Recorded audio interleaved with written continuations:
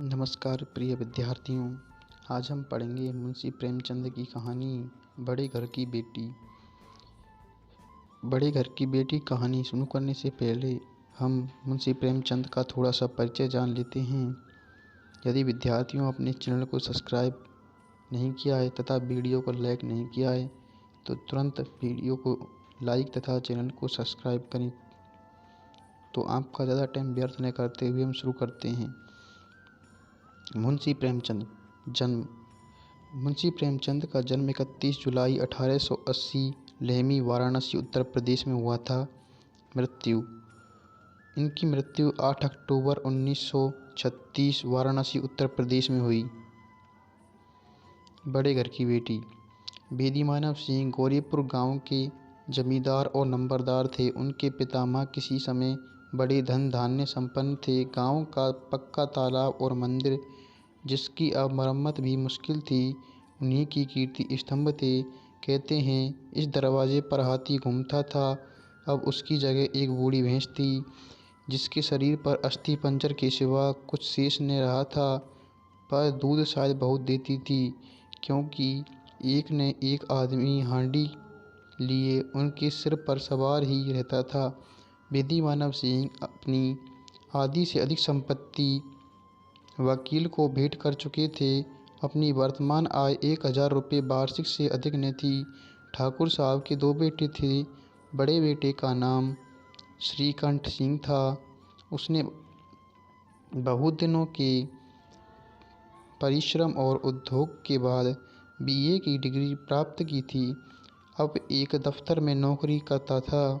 छोटा लड़का लाल बिहारी सिंह दोहरे वतन, सजीला जवान था। भरा हुआ मुखड़ा, चौड़ी छाती, भैंस का दूध से ताज़ा दूध वह सुबह उठकर सवेरे पी लेता था। श्रीकंठ सिंह की दशा बिल्कुल विपरीत थी। इन नेत्रप्रिय गुणों को उन्होंने बीए इन्हीं 2 अक्षरों पर न्योछावर कर दिया था। इन 2 अक्षरों ने उनके शरीर को निर्बल तथा चेहरे को कांतिहीन बना दिया था। इसी से वेद ग्रंथ पर उनका विशेष प्रेम था। आयुर्वेदिक औषधियों पर उनका अधिक विश्वास था। शाम सवेरे उनके कमरे के प्राय खरल की सुरीली कर्ण मधुर ध्वनि सुनाई दिया करती थी। लाहौर और कलकत्ते के वैद्यों से बड़ी लिखा पड़ी रहती थी। श्रीकंठ इस अंग्रेजी डिग्री के अधिपति होने पर भी अंग्रेजी सामाजिक प्रथाओं के विशेष प्रेमी न थे, बल्कि वह बहुत बड़े जोर से उनकी निंदा और तिरस्कार करते थे। इसी से गांव में उनका बड़ा सम्मान था। दशहरे के दिन में वह बड़े उत्साह से रामलीला होते और स्वयं किसी न किसी पात्र को भाग लेते थे। गौरीपुर में रामलीला के वही जन्मदाता थे। प्राचीन हिंदू सभ्यता का गुणगान उनकी धार्मिक और प्रधान अंग था। सम्मिलित कुटुंब के तो एक मात्र उपासक थे। आजकल के स्त्रियों को कुटुंब में मिलजुल कर रहने की जो अरुचि होती है, उसे वह जाति और देश दोनों के लिए हानिकारक समझते थे। यही कारण था कि गांव की अधिकांश ललनाएँ उनकी निंदक थी। कोई तो उन्हें अपना शत्रु समझने में भी संकोच नहीं किया करता था कि उसे अपने सास ससुर, देवर, जेठ जेठानी आदि से घृणा थी, बल्कि उसका विचार था कि यदि बहुत कुछ सहने और तरह देने पर भी परिवार के साथ निर्भय न हो सके, तो आए दिन की कलह से जीवन को नष्ट करने की अपेक्षा यही उत्तम है कि अपनी खिचड़ी अलग पकाई जाए। एक दिन आनंदी एक बड़े उच्च कुल की लड़की थी। उसके बाप एक छोटी सी रियासत के तालुकेदार थे। विशाल भवन, एक हाथी, 3 कुत्ते, बाज, बहरी शिकारी, झाड़ू, फानुस, अनाररी, मजिस्ट्रेट, ऋण, जो एक प्रतिष्ठित तालुकेदार के भोग्य पदार्थ हैं, सभी यहाँ विद्यमान थे। नाम था भूप सिंह। बड़े उदार चित्त और प्रतिभाशाली पुरुष थे, पर दुर्भाग्य से लड़का एक भी न था। 7 लड़कियां हुईं और देवयोग से सब कि सब जीवित रहीं। पहली उमंग में तो उन्होंने 3 ब्याह दिल खोलकर किए, पर 15-20 हज़ार रुपये का कर्ज सिर पर हो गया तो आंखें खुली, हाथ समेट लिया। आनंदी चौथी लड़की थी। वह अपनी बहन से अधिक रूपवती और गुणवती थी। इससे ठाकुर भूप सिंह उसे बहुत प्यार करते थे। सुंदर संतान को कदाचित उसके माता पिता भी अधिक चाहते हैं। ठाकुर साहब बड़े धर्म संकट में थे कि इसका विवाह कहाँ करें। न तो यही चाहते थे कि कोई ऋण का बोझ बढ़े और न यही स्वीकार था कि उसे अपने को भाग्यहीन समझना पड़े। एक दिन श्रीकंठ उनके पास किसी चंदे का रुपया मांगने गया। शायद नागरी प्रचार का चंदा था। भूप सिंह उनके स्वभाव पर रीझ गए और धूमधाम से श्रीकंठ सिंह का आनंदी से साथ विवाह कर दिया। आनंदी अपने नए घर में आई तो यहाँ का रंग-ढंग कुछ और ही देखा। जिस टिमटाम की आदत उसे बचपन में पड़ी हुई थी, वह यहाँ पर नाम मात्र को भी न था। हाथी घोड़ों का तो कहना ही क्या, कोई सजी हुई सुंदर भेली तक न थी। रेशमी स्लीपर साथ लाई थी, पर वहाँ बाग कहाँ, मकान में खिड़कियाँ तक न जमीन पर फर्श न दीवार पर तस्वीरें। यह एक सीधा साधा देहाती गृहस्थी का मकान था, किंतु आनंदी ने थोड़े ही दिनों में अपने को इस नई अवस्था के ऐसा अनुकूल बना लिया मानो उसने विलासा के सामान कभी देखे न थे। एक दिन दोपहर के समय लाल बिहारी सिंह 2 चिड़िया लिए हुए आया और भावा से बोला, जल्दी से पका दो, मुझे भूख लगी है। आनंदी भोजन बनाकर उसकी राह देख रही थी। अब वह नया व्यंजन बनाने में बैठी। हांडी में देखा तो घी पाव भर से अधिक न था। बड़े घर की बेटी किफ़ायत क्या जाने, उसने सब घी मांस उसमें डाल दिया। लाल बिहारी खाने बैठा तो दाल में घी न था। बोला, दाल में घी क्यों नहीं छोड़ा? आनंदी ने कहा, सब घी मांस में पड़ गया। लाल बिहारी जोर से बोला, अभी परसों ही घी आया है, इतना जल्दी कैसे उठ गया? आनंदी ने उत्तर दिया, आज तो कुल पाव भर रहा होगा, वह सब मैंने मांस में डाल दिया। जिस तरह सूखी लकड़ी जल्दी से जल उठती है, उसी तरह क्षुधा से बावला मनुष्य जरा सी बात पर तिलक जाता है।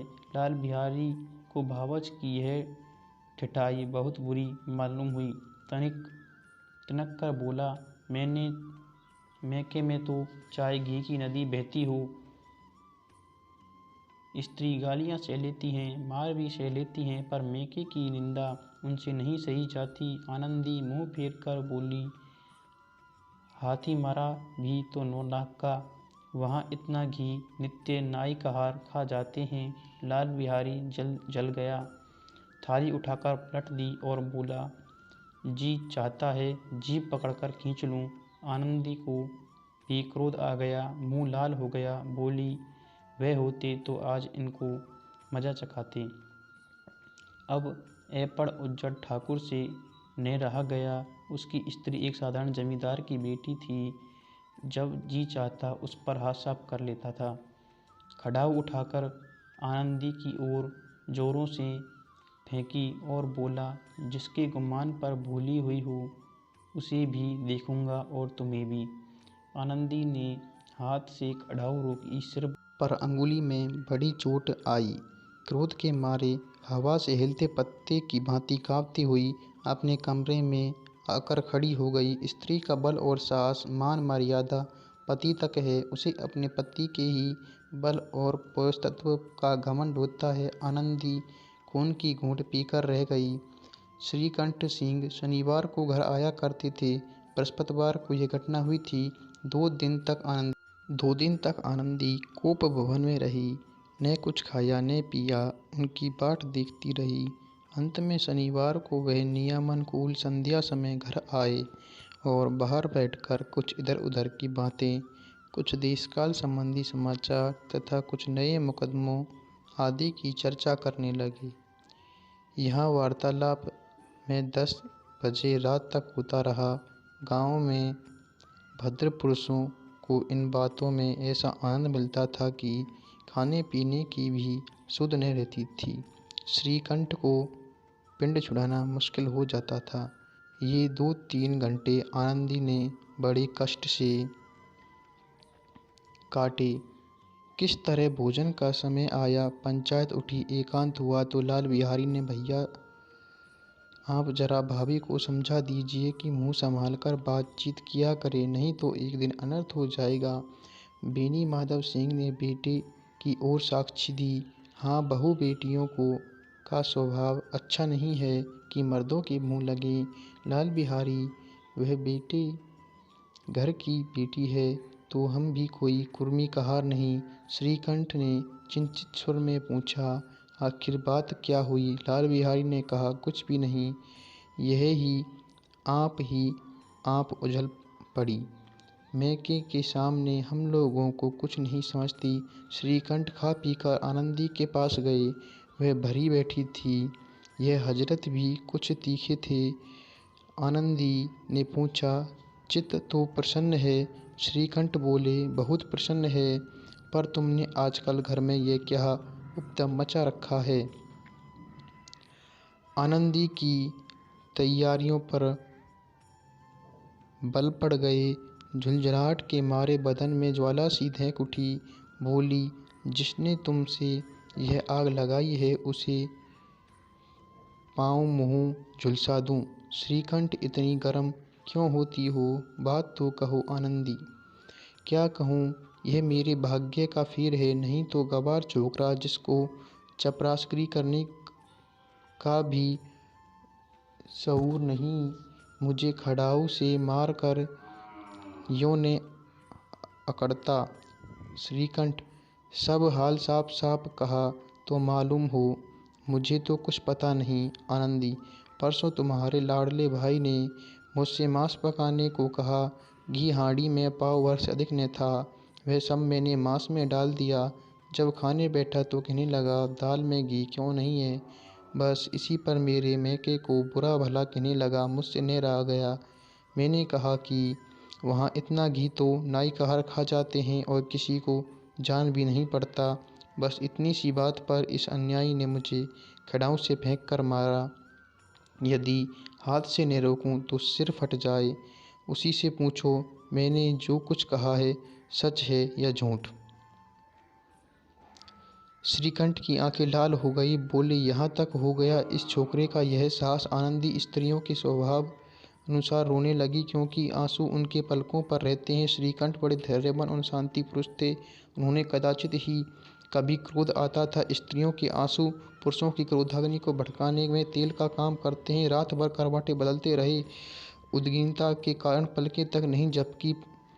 प्रातःकाल अपने बाप के पास जाकर बोले, दादा अब इस घर में मेरा निभा न होगा।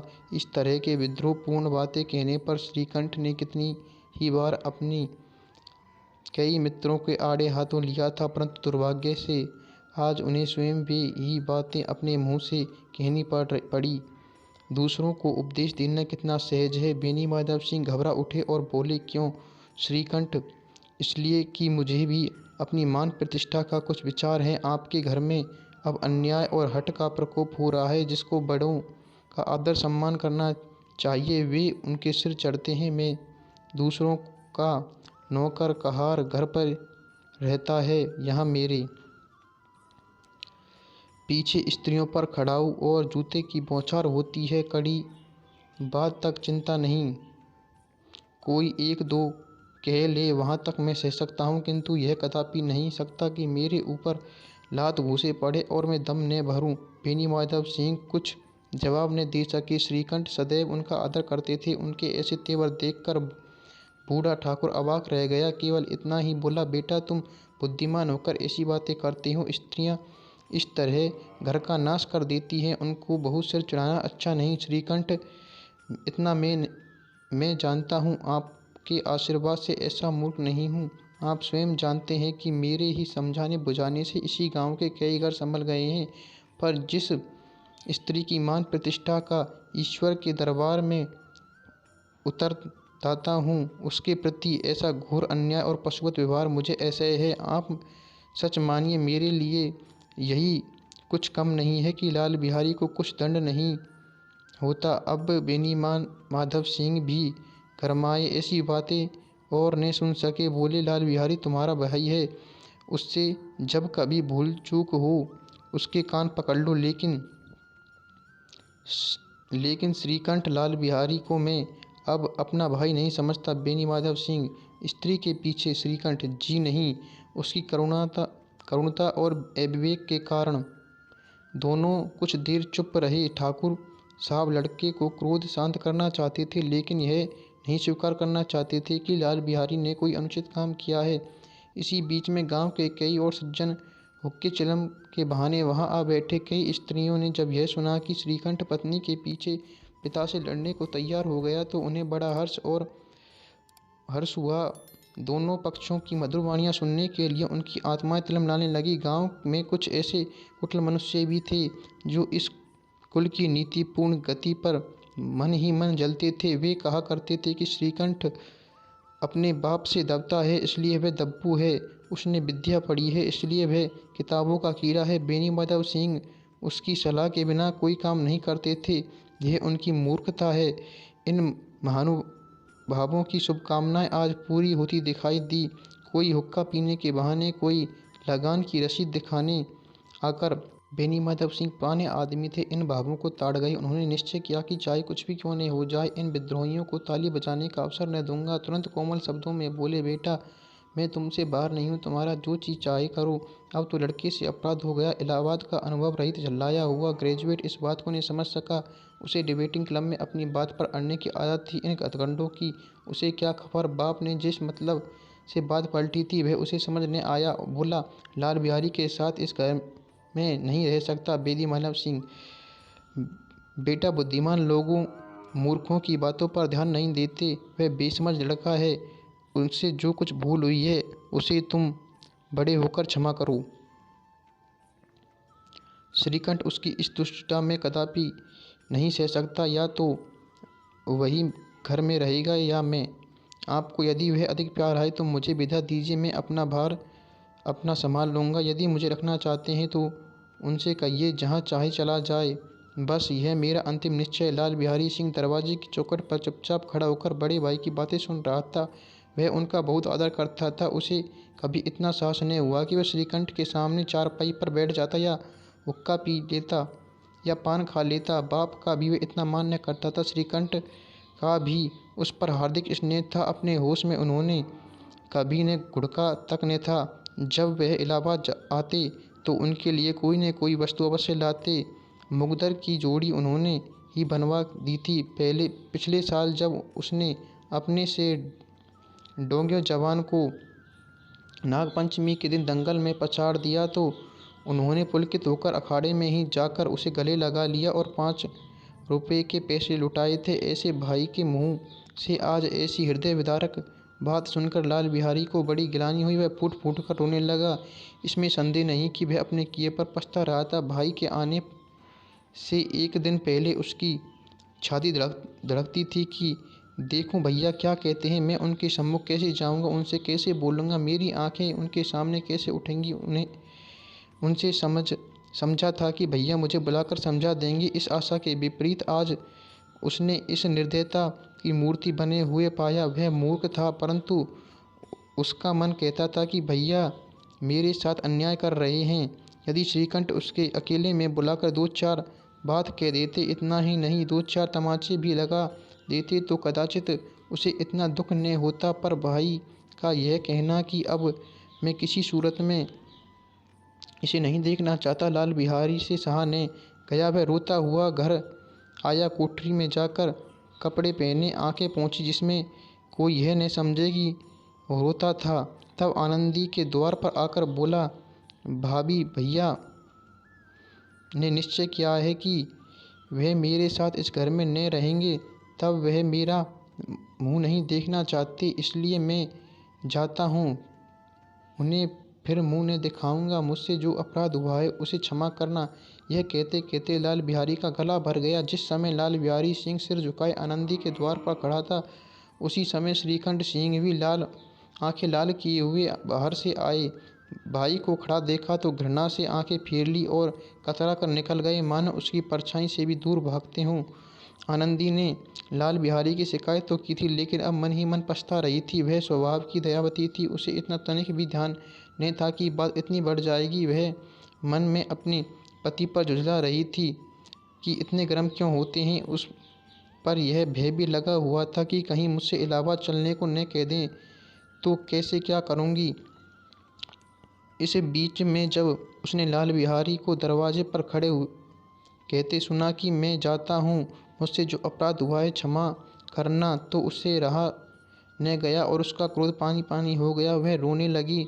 मन का मैल धोने के लिए नयनजल से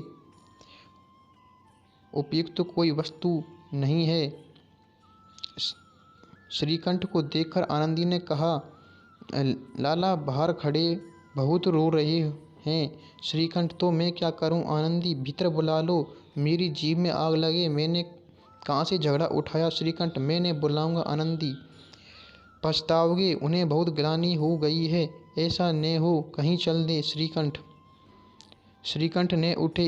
इतने में लाल बिहारी ने फिर कहा, भाभी, भैया से मेरा प्रणाम कह दो, वह मेरा मुंह नहीं देखना चाहती, इसलिए मैं अपना मुंह उन्हें नहीं दिखाऊंगा।